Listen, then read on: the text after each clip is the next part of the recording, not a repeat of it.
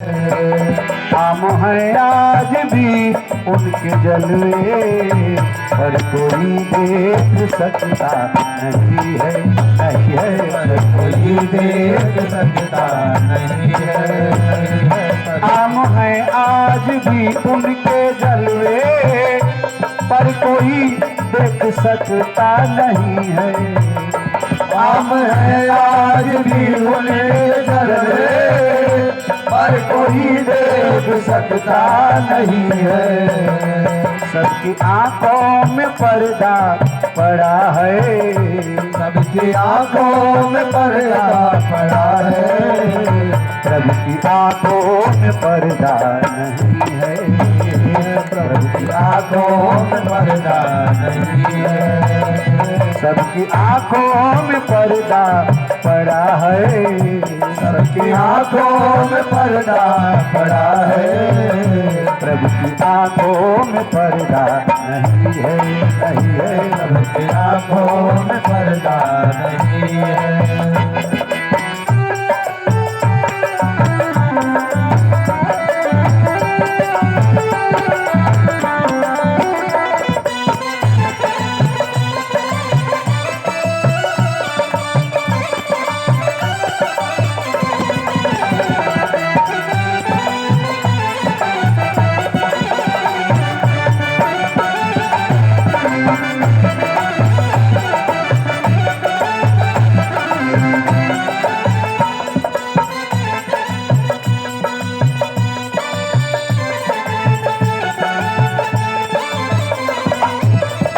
लोग चलते हैं कांटों से बचकर, मैं बचाता हूँ फूलों से दामन।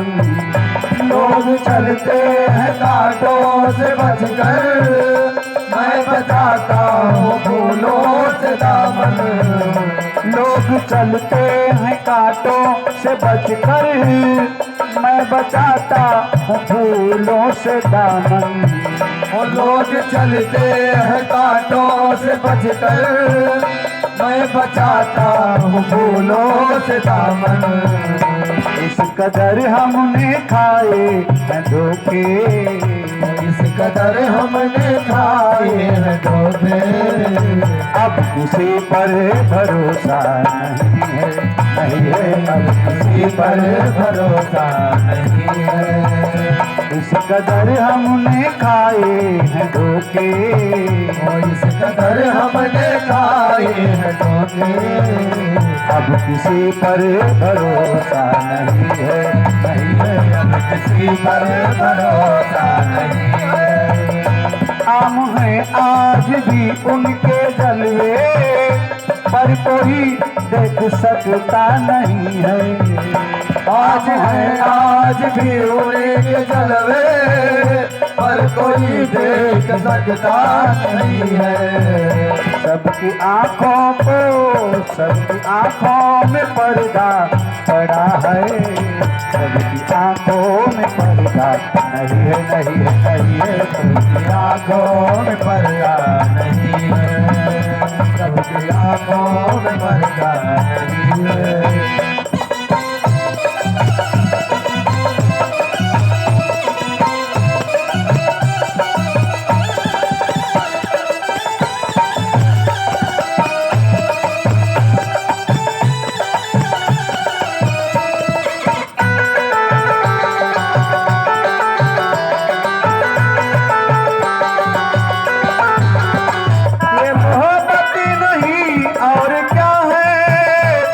हकीकत नहीं और क्या है, मोहब्बत नहीं और क्या है, ये हकीकत नहीं और क्या है। ये मोहब्बत नहीं और क्या है, ये हकीकत नहीं और क्या है। ये मोहब्बत नहीं और क्या है, ये हकीकत नहीं और क्या है। हम जिसे जान देते हैं अनवर, हम जिसे जान देते हैं अनवर, उसको आंखों से देखा नहीं है, नहीं है, उसको आंखों से देखा नहीं है। सबकी आंखों में पर्दा पड़ा है, सबकी आंखों में पर्दा पड़ा है, शिव की आंखों में पर्दा नहीं है, नहीं है शिव की आंखों में पर्दा नहीं है। आम है आज भी उनके जलवे, आम है आज भी उनके जलवे, पर कोई देख सकता नहीं है, नहीं है पर कोई देख। एक अलग बात है कि वो खड़े हैं, लेकिन जो बड़े हैं वो बड़े हैं। वो अलग बात है कि वो खड़े हैं महफिल में, लेकिन जो बड़े हैं वो बड़े हैं। और बड़े बड़ाई ना करें, बड़े न बोले बोल, रहीमन हीरा कब कहे कि लाख टका मेरो मोल।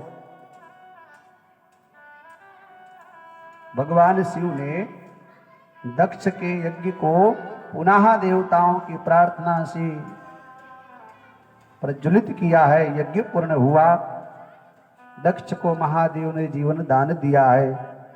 अब सुखदेव जी महाराज राजा परीक्षित को मनु के पुत्र और राजा उत्तानपाद की कथा सुनाते हैं। महाराज मनु और शत्रुपा के 2 बेटे हुए। कितने बेटे? तो जो महाराज मनु का पुत्र प्रियव्रत जिनका नाम है, और एक दूसरे बेटे का नाम उत्तानपाद है।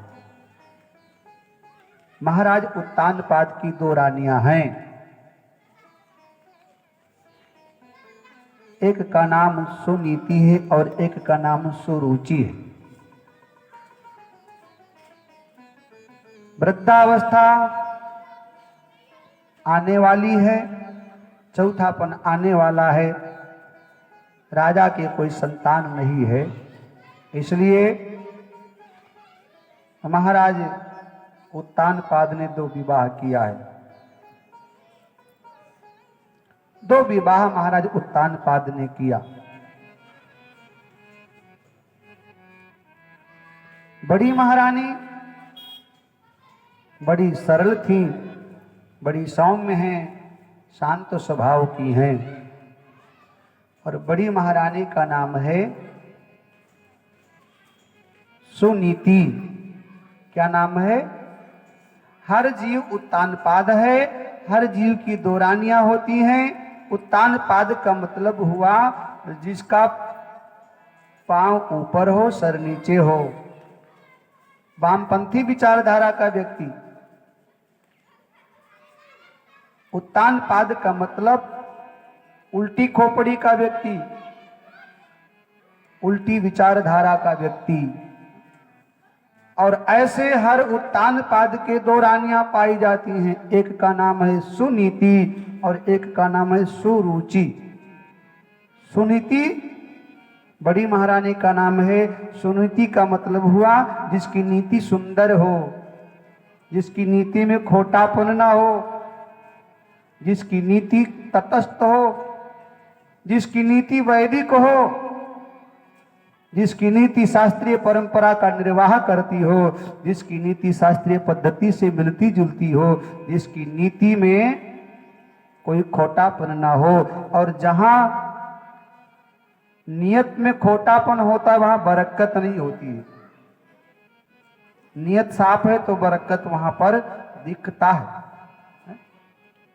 सुनीति का मतलब जिसकी नीति सुंदर हो, चरित्रवान हो, वैदिक मार्ग पर चलने वाली हो, अपने पति के पद चिन्हों पर चलने वाली हो, अपनी कुल परंपरा का निर्वाह करने वाली हो, समाज की मर्यादा के अनुकूल रहे, शास्त्रीय परंपरा का निर्वाह करे, अतिथि सेवा, साधु सेवा, ब्राह्मण सेवा। ऐसी हर उत्तानपाद की बड़ी महारानी का नाम सुनीति है, जिसकी नीति सुंदर हो, वैदिक परंपरा की परिचायिका हो। और महाराज उत्तानपाद की छोटी महारानी का नाम है सुरुचि। क्या नाम है? सुरुचि का मतलब अपने रुचि के अनुसार काम करे, किसी के ना सुने, किसी के ना माने, न पति की सुने, न पड़ोसी की सुने, न परिवार की सुने, न समाज की सुने, न वैदिक मार्ग पर सुनीति और सुरुचि, जिसकी नीति सुंदर हो और जो अपनी रुचि के अनुसार काम करे। दूसरी महारानी का नाम है सुरुचि, जो अपनी रुचि के अनुसार काम करे। हाँ, जब मर्जी जब उठे, जब मर्जी सोए, जब मर्जी खाए, जो मर्जी खाए, जहां मर्जी जाए, ना कोई लगाम है, ना रोक टोक है, ना कोई भय है, ना शर्म है, ना लाज है। जिसका स्वभाव, जिसका व्यवहार, जिसका आचरण पशुवत हो, ऐसी हर जीव का स्थान, अवस्था और स्थिति यदि आपको कहीं दिखाई पड़े तो समझना वो सुरुचि है, जो अपनी रुचि के अनुसार काम करे।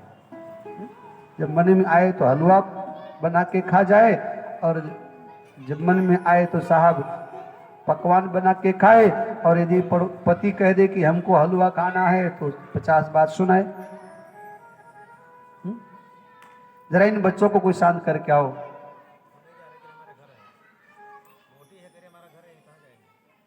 राधे कृष्णा गोविंद गोपाल राधे माधवा, राधे कृष्णा गोविंद गोपाल राधे माधवा, राधे कृष्णा गोविंद गोपाल राधे माधवा, राधे कृष्णा गोविंद गोपाल राधे माधवा, गोविंद राधे माधवा, गोपाल राधे माधवा, गोविंद राधे माधवा, गोपाल राधे माधवा, राधे कृष्णा गोविंद गोपाल राधे माधवा, राधे कृष्णा गोविंद गोपाल राधे माधवा, राधे कृष्णा गोविंद गोपाल राधे माधवा, राधे कृष्णा गोविंद गोपाल राधे माधवा। सुनीति और सुरुचि। महारानी, एक दिन छोटी महारानी जिनका नाम सुरुचि है, उन्होंने बड़ी महारानी से ईर्ष्यावश महाराज उत्तानपाद से कह करके और राज्य से बाहर करा दिया, नगर से बाहर निकाल दिया। महारानी सुनीति जंगल में झोपड़ी बना करके निवास करती हैं। ब्रह्मा जी कहते हैं, नारद, इस संसार में व्यक्ति को हर स्थिति में रहने का अभ्यास बना करके रखना चाहिए। जीवन का कोई ठिकाना नहीं, कब क्या हो जाए, इसलिए सुख में और दुख में दोनों स्थिति में व्यक्ति को अपने आप को ढाल करके रखना चाहिए। महारानी सुनीति महलों की रानी थी।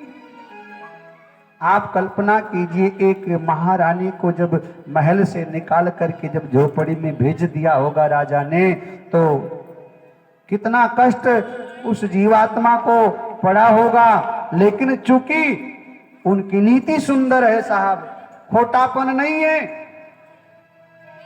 उन्होंने अपने भाग्य को कोसा नहीं, बल्कि उन्होंने अपने भाग्य को सराहा होगा कि मेरे किस्मत में जो लिखा वो मुझे मिलेगा।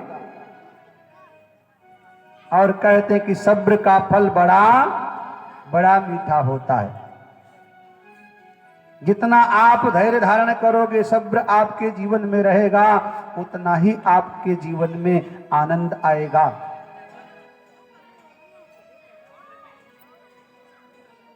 और स्वर्ण तो आग में तपकर ही कड़ा होता है, लोहा लोहे से कटकर ही खरा होता है, लोहा लोहे से पिटकर ही कड़ा होता है, स्वर्ण तो आग में तपकर ही खरा होता है। जग की रीति भला किसने जानी है कि दुख में पलकर ही तो इंसान बड़ा होता है। दुख में पलकर ही तो दुख में पलकर ही तो इंसान बड़ा होता है। और जो व्यथाएं प्रेरणा दें उन व्यथाओं को दुलारो, जूझ कर कठिनाइयों को रंग जीवन से निखारो। वृक्ष कट कट कर बड़ा है, दीप बुझ बुझ कर जला है, इसलिए मृत्यु से जीवन मिले तो आरती उसकी उतारो।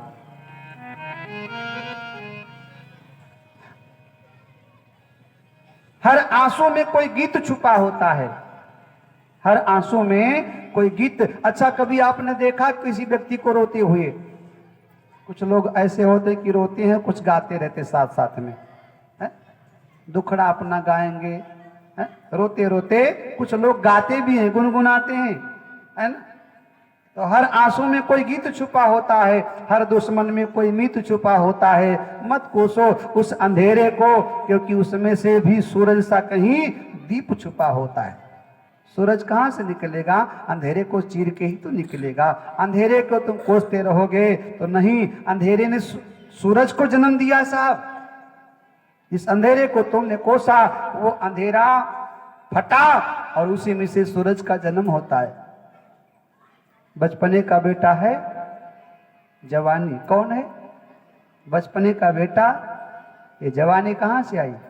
बचपने से आया ना। तो बचपने का बेटा है जवानी। और जवानी का बेटा कौन है? जरा जोर से बोल। हाँ, जवानी का बेटा बुढ़ापा है और बुढ़ापे का बेटा मृत्यु है साहब। ये क्रम है।